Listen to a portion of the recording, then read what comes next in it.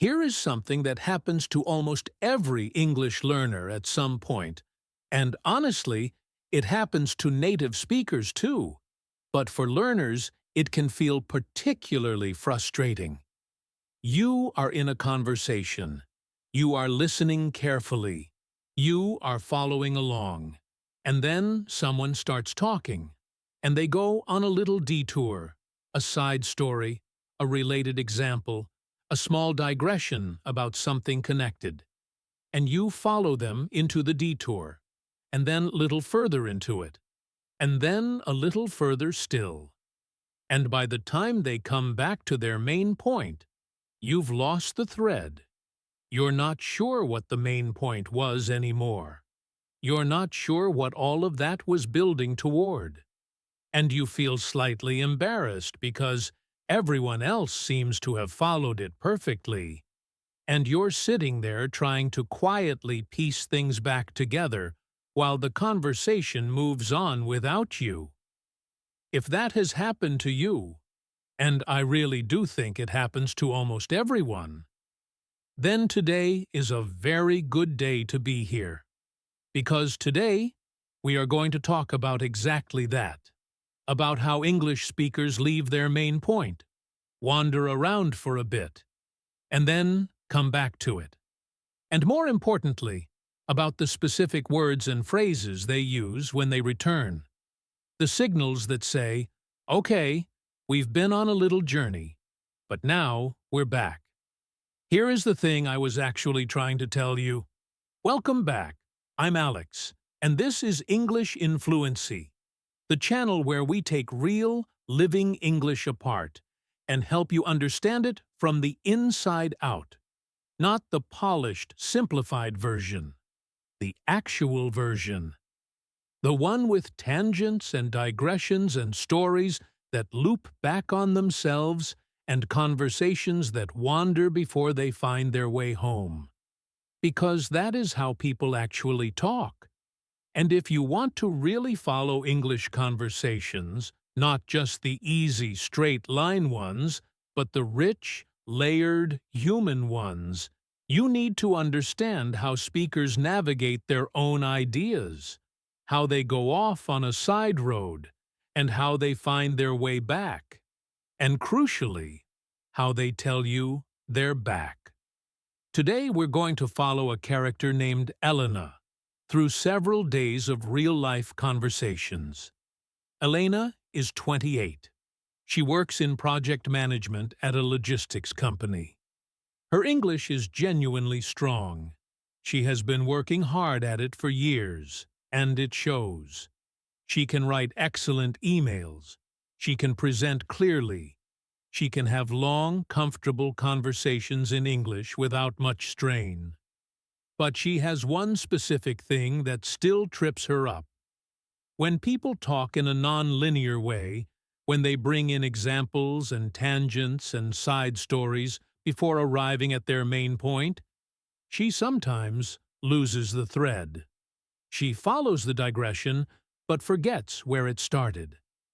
And then, when the speaker comes back, she's not always ready.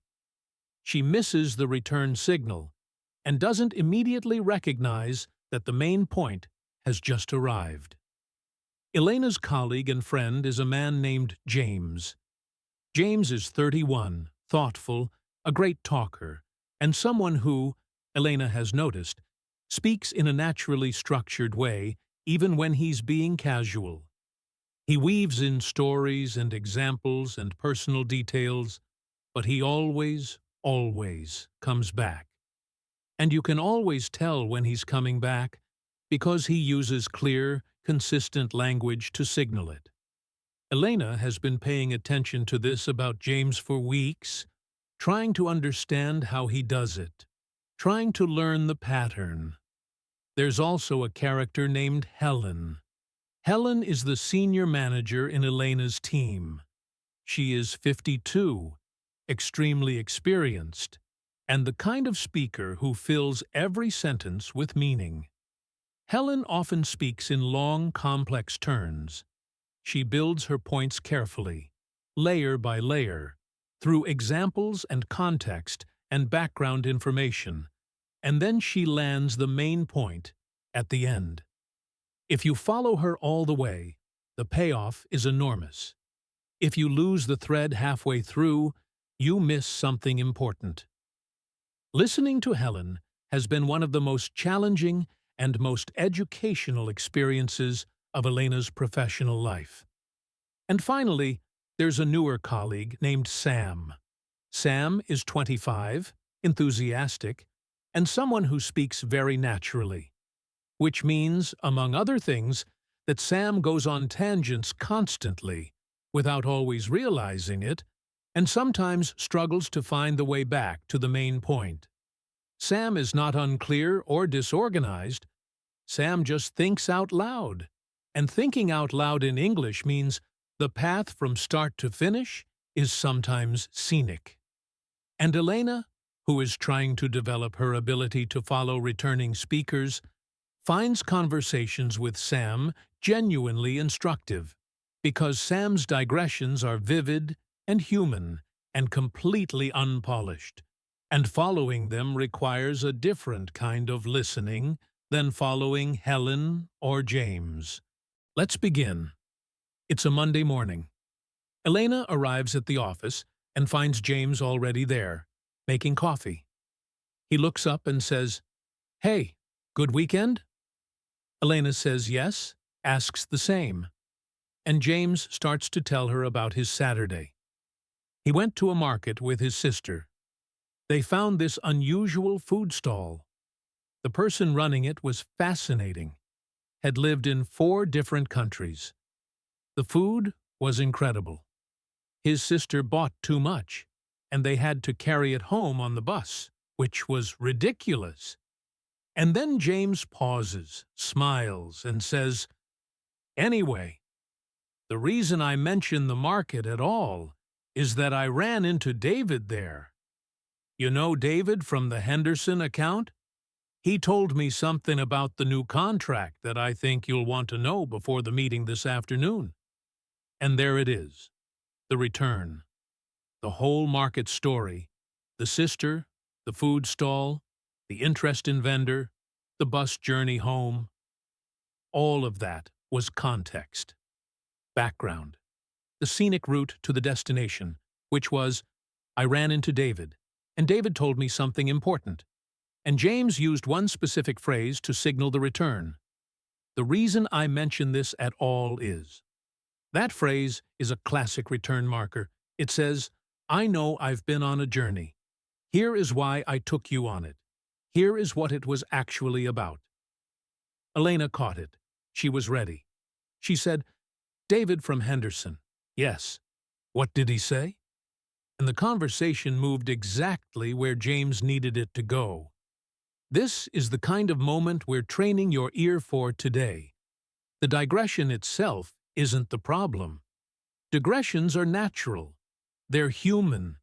They add color and context and warmth to what would otherwise be very dry, point-to-point communication. The problem, when there is one, is missing the return signal. Missing the moment when the speaker pivots back from the story to the point. Because that pivot almost always comes with a signal, a phrase, a word, a shift in tone or pace, and once you know the signals, you will never again be caught off guard by a returning speaker. Let's go deeper into the language of return, because the reason I mention this is just one of many phrases English speakers use to signal that they are coming back to their main point. And knowing the full range of these phrases is what turns this from a vague sense of, I think something important is coming, into a precise, confident recognition of, the main point is here, right now. The most common return markers in English fall into a few natural families. There are summary markers, which briefly restate or label what the digression was about before pivoting to the point. Things like, anyway, so, right, in any case, regardless, be that as it may, all of that aside, setting that aside for a moment. These phrases acknowledge the digression and then step past it. They say, I know we went somewhere, and now we're stepping back to where we need to be. Then there are purpose markers, which explain why the digression happened at all. The reason I'm telling you this, the point of all that, the reason I bring this up, what I'm trying to say is, the reason I mention this at all, which brings me to. These phrases are especially helpful for listeners because they don't just signal the return, they also connect the digression to the main point, showing you the bridge between the two. When you hear, which brings me to, you know that everything before it was runway, and the plane is about to lift off. Then there are focus markers, which sharpen the listener's attention by explicitly flagging that the main point is coming.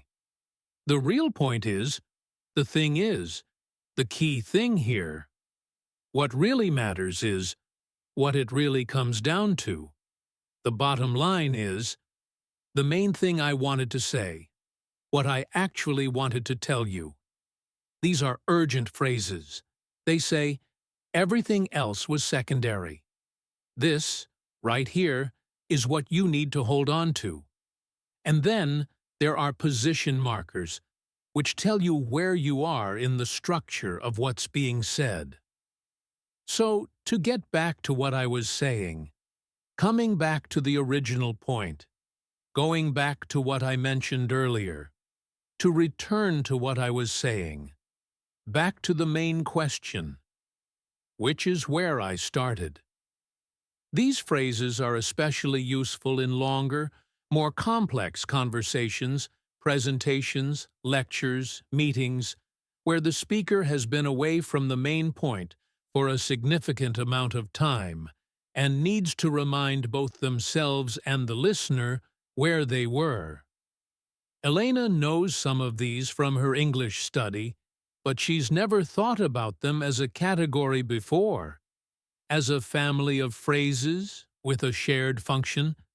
And when she starts listening for them, really listening, as she is now beginning to do, she realizes they are everywhere.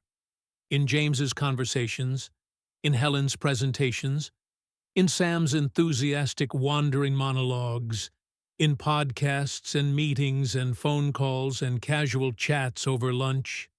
The return markers are always there. She just hadn't been tuned to them. Let's move into Tuesday, because there's a meeting on Tuesday that is going to be one of the most instructive experiences Elena has had in a long time. The meeting is a project review, and Helen is running it. There are 6 people in the room. Helen starts by framing the meeting, explaining what they're going to cover, why it matters, what decisions need to be made by the end. And then she begins talking through the background of the project. And here is where Helen does something that Elena has observed before, but is only now starting to fully understand. Helen goes deep into context. She talks about how the project started, what the original brief was, what changed 6 months in, and why, what the client originally wanted versus what they ended up needing. A side story about a similar project 3 years ago that had comparable challenges. Some thoughts about how the industry has shifted in ways that affect this kind of work. And Elena follows all of it, or tries to. It's rich, it's detailed, it's genuinely interesting, but it is a long way from the meeting agenda. And then Helen does something wonderful. She pauses, she looks around the table, and she says, "But let me bring this back to where we are today. The reason all of that history matters is this. The decisions we make in the next 2 weeks will either lock us into the old model or give us a chance to do something different. That's the choice in front of us. That's what this meeting is really about." The room shifts. You can feel it.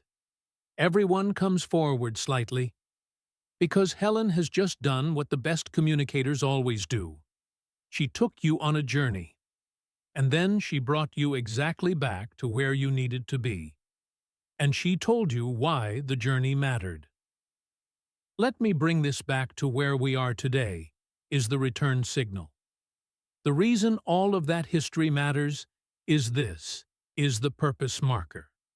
And that's what this meeting is really about, is the focus marker. 3 return signals in 3 sentences. By the time Helen finishes those 3 sentences, everyone in the room knows not just where they are, but why they're there. Elena catches all 3. She feels something click. Not just understanding the words, but understanding the structure, the architecture of what Helen just did. And she thinks, this is what good speakers do. They build the context carefully, and then they come back and tell you why the context matters. The digression was not a detour. It was the foundation. And the return marker is the door that opens from the foundation into the building. After the meeting, Elena is walking back to her desk, and Sam falls into step beside her. Sam says, "Did you follow all of that?" Helen lost me somewhere around the industry shift bit, and I wasn't sure what we were actually supposed to be deciding. Elena says, "Did you catch the part where she said, 'Let me bring this back to where we are today'?" Sam frowns. "I think so. Vaguely." Elena says, "That was the moment everything came together. Everything before that was background. Once she said that, she was at a main point." Sam looks at her. "How do you just hear that?" Elena laughs a little. "I've been practicing."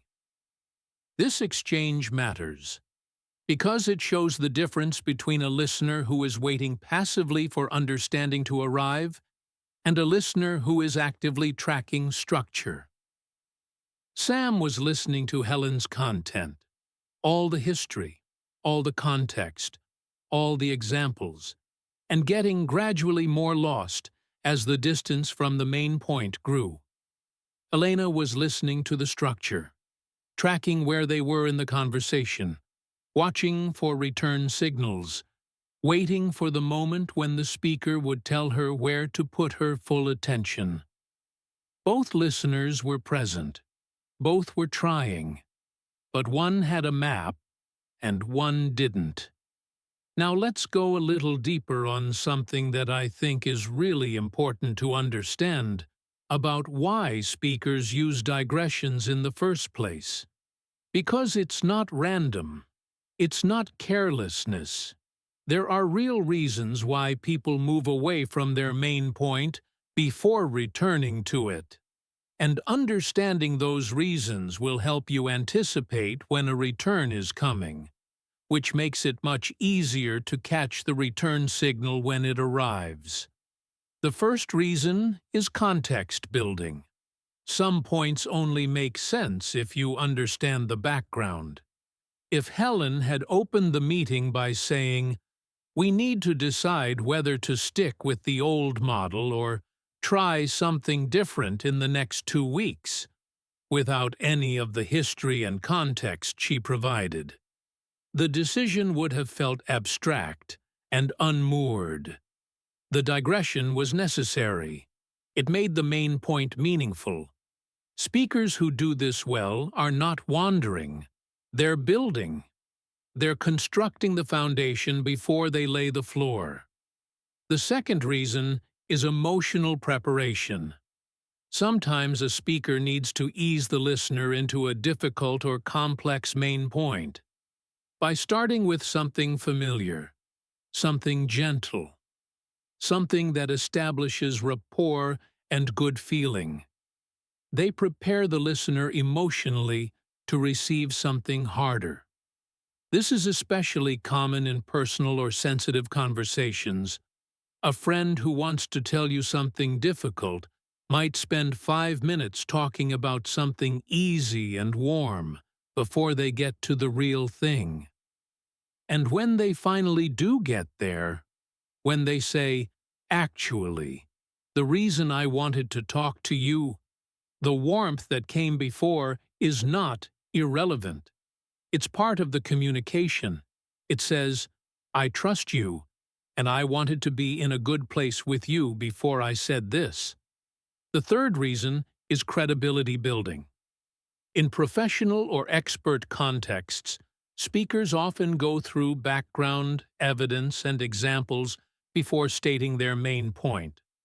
Not because the listener couldn't handle the main point directly, but because the digression builds the speaker's credibility. It says, I know the history, I've done the analysis, I understand the context, and therefore, when I tell you the main point, you should trust it. The detour is evidence of expertise. The fourth reason is simple human nature. Some people just think out loud. Their digressions are not calculated. They're just following their own mental path, and that path winds before it arrives. And this is completely normal and completely human, and honestly makes conversations much more interesting than a perfectly linear exchange of information would be. But for a listener who is trying to follow, the winding path can be challenging. And the return signal, when it comes, is the most helpful thing in the world. Let's bring James back into the picture, because there's a conversation he has with Elena later in the week that I want to walk you through in detail. It's a Wednesday afternoon, and Elena and James are reviewing a proposal together. James picks up a section of the document and says, "Okay, so this section on delivery timelines. Before I say what I think, let me just... There was a project we did about 2 years ago, a very similar scope, different client, but the logistics were almost identical. And we went with an optimistic timeline on that one. I think it was someone's idea to impress the client in the pitch. Anyway, we went with it. And we spent the entire project on the back foot because the timeline wasn't realistic. We were chasing it instead of leading the work. Every review became a conversation about what we hadn't done yet, rather than what we'd achieved." He pauses. "I tell you all of that because I think we're in danger of making the exact same mistake here. The timeline in this section, it's the optimistic version, and I think we need to ask ourselves whether that's actually serving the client or whether it's just serving the pitch. Now, let's break down how James handled the return in that speech. He signaled the digression at the beginning. Before I say what I think, let me just... which is a pre-digression marker. He was telling Elena, I'm about to take a detour, but I'm aware of it, and I'm doing it on purpose. This is a gift to the listener because it says, don't panic. I haven't forgotten where we're going. I'll bring you back. Then he told a story. 2 years ago, similar project, optimistic timeline, difficult project, lessons learned. And then he said, I tell you all of that because... And there is the return marker, specific, clear, explicit. I tell you all of that because is a purpose marker. It connects the digression to the main point and explains why the journey was necessary. And the main point followed immediately. We are in danger of making the same mistake. The timeline is the optimistic version. We need to reconsider. Elena followed the whole thing. She didn't get lost in the 2-year-old project story. She held the main thread, the delivery timeline in the proposal, and she waited for James to come back to it. And when he said, I tell you all of that because, she was ready. She said, "You think the timeline is too aggressive."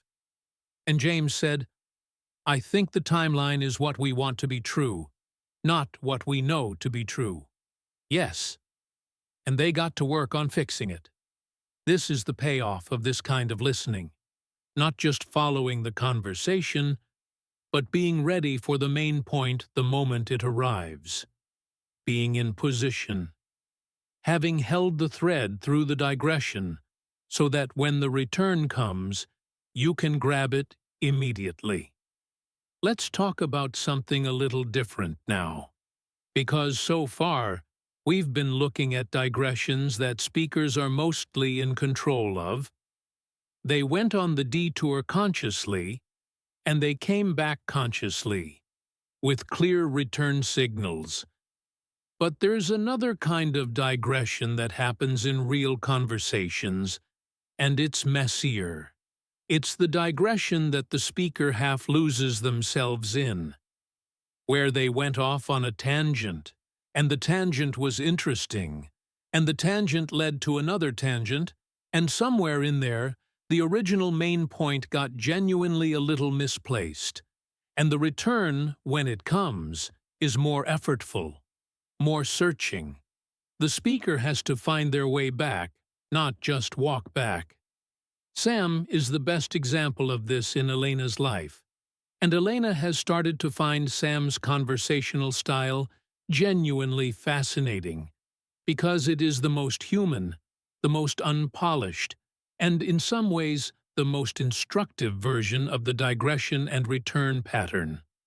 On Thursday, Sam stops by Elena's desk. Sam wants to ask about a process question, something about how to handle a certain kind of client request. But before getting to the question, Sam starts explaining the context. The client in question is a bit unusual. There was a thing last week where they sent 3 emails in a row about the same issue. But then they were also really appreciative in the follow-up call, which reminded Sam of a client from a previous job who was also difficult to read. Very demanding, but then very warm. And that job was actually quite different from this one. Different industry, smaller team. Sam had a manager there who was brilliant, but who also used to completely change project specs at the last minute, which was chaotic. Though actually the chaos taught Sam a lot about staying flexible, which is something Sam has been thinking about lately because... And here Sam stops, pauses, looks at Elena with a slightly sheepish expression, and says, "Sorry, I completely lost my train of thought. What was I actually trying to ask you?" And Elena, who has been following this entire winding journey with patient attention, says, "You were asking about how to handle a specific kind of client request. The client who sends multiple emails about the same thing?" Sam stares at her. "Yes, exactly. How did you remember that?" Elena says, "I held on to it. I figured you'd get back to it eventually." And Sam says something really interesting then. Sam says, "How do you do that? How do you hold on to the main thing when someone's talking around it for so long?" And Elena thinks for a second. She says, "I think of it like holding a thread. The main point is the thread. And I just keep hold of it, even when the conversation goes somewhere else. I don't drop the thread. I just let it get longer while I follow the story. And when the story comes back, I'm still holding it. This is a beautiful image, and I want you to keep it with you for the rest of this lesson. The thread. Hold the thread. When a speaker goes on a digression, don't drop the main point. Don't forget what you were originally talking about. Just hold it lightly. Keep it in the back of your mind. Follow the digression with your attention, and wait for the speaker to come back to where you're both holding the thread, and the return markers All those phrases we've been learning, those are the moments when the speaker picks up the thread again.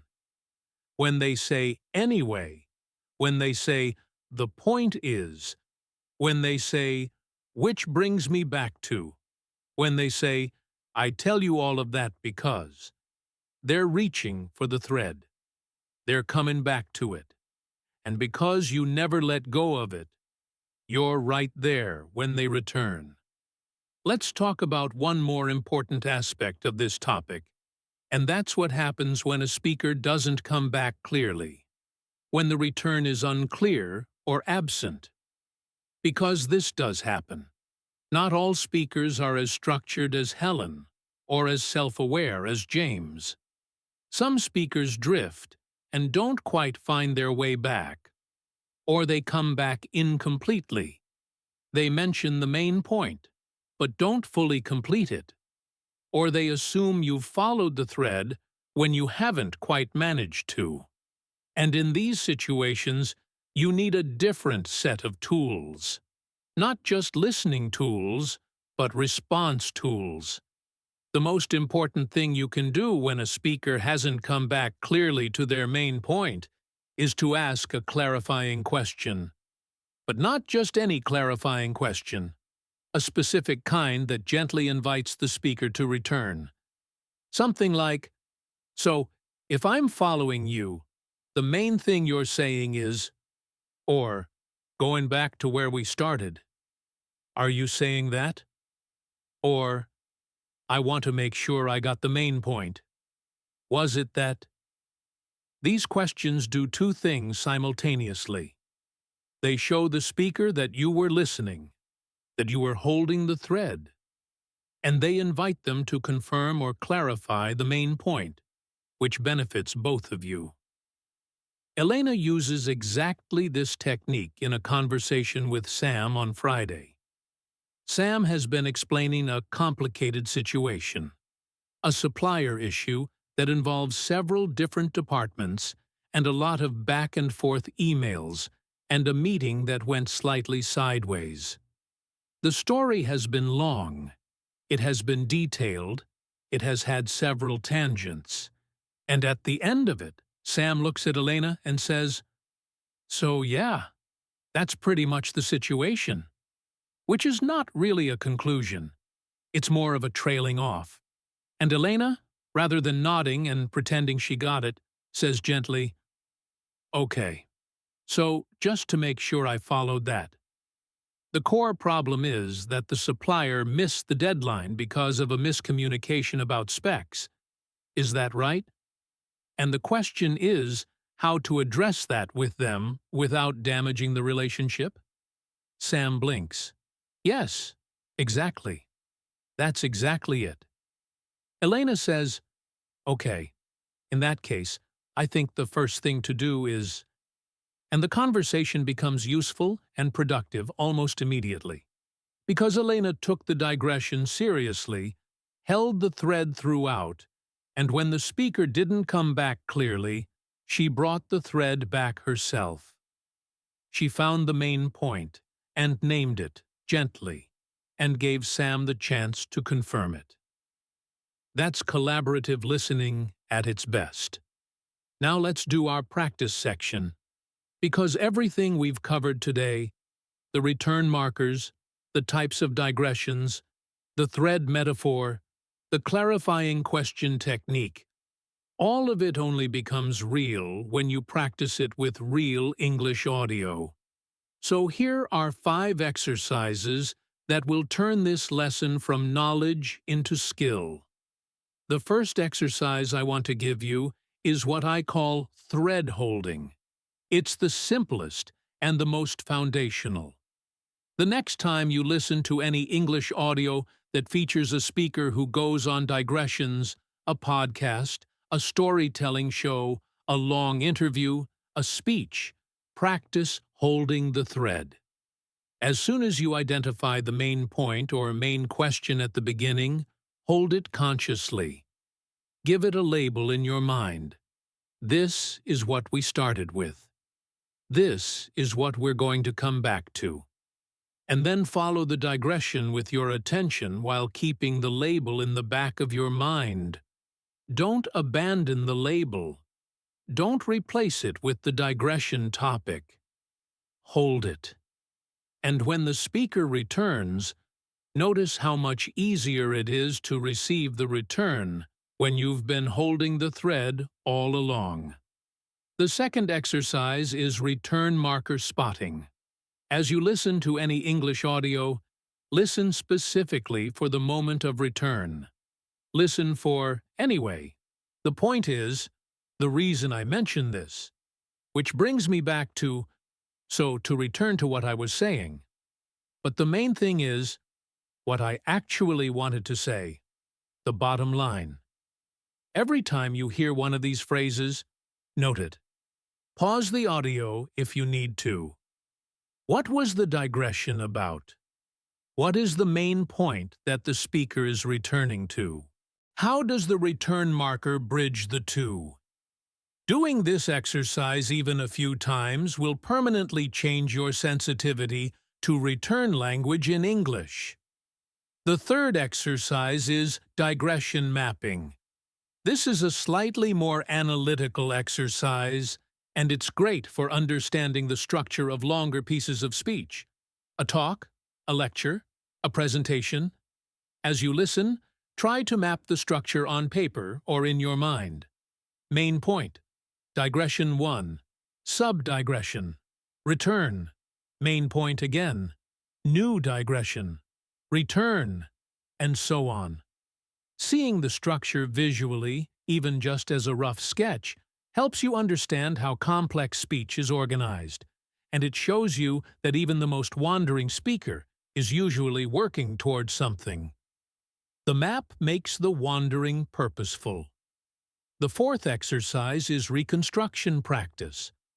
After listening to a conversation that included a significant digression, try to reconstruct the main point in your own words. Not the digression, just the core message. What was the speaker actually trying to tell you? What was the point of the whole thing? This is harder than it sounds, and that's the point. If you can reconstruct the main point clearly and accurately after a complex digression-filled speech, you have genuinely followed the speaker all the way. You held the thread, and you arrived. The fifth exercise is the gentle return question. This one is for real conversations, not just listening practice. The next time you are in a conversation in English and a speaker wanders, and they will, and they don't quite come back clearly, practice asking the gentle return question. So, just to make sure I followed that, the main point is, or, going back to where you started. Are you saying that? Use these questions. They are not rude. They are not signs of confusion. They are signs of genuine engagement, of a listener who was paying close attention and wants to make sure they have it right. And almost every speaker, when they hear this kind of question, feels more understood, not less. Let's return to Elena one final time. It's Friday evening. The week is over. Elena is on her way out of the office, and she passes Helen in the corridor. Helen stops her. She says, "Elena, good work in the meeting this week. I noticed you were very engaged." Elena says, "Thank you," a little surprised. Helen says, "Can I ask, you seem to follow the whole historical context section very easily. A lot of people find that part of how I present information a bit difficult to follow. Was it clear?" And Elena thinks for a second. She says, "I've been practicing listening for when you come back to the main point. I look for the return signals, like when you said, 'Let me bring this back to where we are today.' That was the moment I knew we were at the real question." Helen looks at her, a long, thoughtful look. Then she says, "That's exactly right. That is precisely what that phrase is for. I'm glad it landed." Elena walks out into the evening feeling something she doesn't always feel after a week of hard work. Not just tired, not just relieved. Something more like satisfied. Like she built something this week. Like she added a floor to a building she's been constructing for a long time. And the floor is, I can follow the thread. I can hold it through the digressions. I can hear the return when it comes, and when it doesn't come clearly, I can bring it back myself. And on the way home, she calls her friend Mia, someone who doesn't work with her, but who also speaks English, and has been on a similar journey with the language. And Elena tells her about the week, about what she's been learning. And Mia says, so it's like, people always come back to the point eventually. You just have to know what to listen for? Elena says, yes, almost always. And when they don't, you help them come back. Mia is quiet for a second. Then she says, that's actually a good life skill. Not just for English. Elena laughs. Yeah, I think it is. And it really is. Because the ability to hold a main point through a digression, to not get lost, to not drop the thread, to be patient with the wandering and ready for the return. This is not just an English skill. It's a thinking skill. It's a patience skill. It's a respect skill. Because it says, I trust that you are going somewhere. I will stay with you on the journey, and I will be here when you arrive. Let me bring everything together now, cleanly and clearly, so you can carry it with you. Today we followed Elena through a week of real-life conversations, and we learned about one of the most important and most overlooked aspects of English listening: how speakers leave their main point, digress, and return. We learned about the 4 families of return markers in English. Summary markers like anyway and in any case. Purpose markers like the reason I tell you this and which brings me to. Focus markers like the bottom line is and the main thing is, and position markers like going back to what I was saying and to return to the original point. We learned the 4 main reasons why speakers use digressions: context building, emotional preparation, credibility building, and thinking out loud, and how understanding the reason helps you anticipate the return. We talked about the thread metaphor. Hold the main point through the digression. Don't drop it, and be ready when the speaker comes back. We looked at what to do when a speaker doesn't return clearly, and how the gentle return question can bring both you and the speaker back to the main point together. And we gave you 5 exercises: thread holding, return marker spotting, digression mapping, reconstruction practice, and the gentle return question, to take all of this into your real listening life. This is how conversations actually work.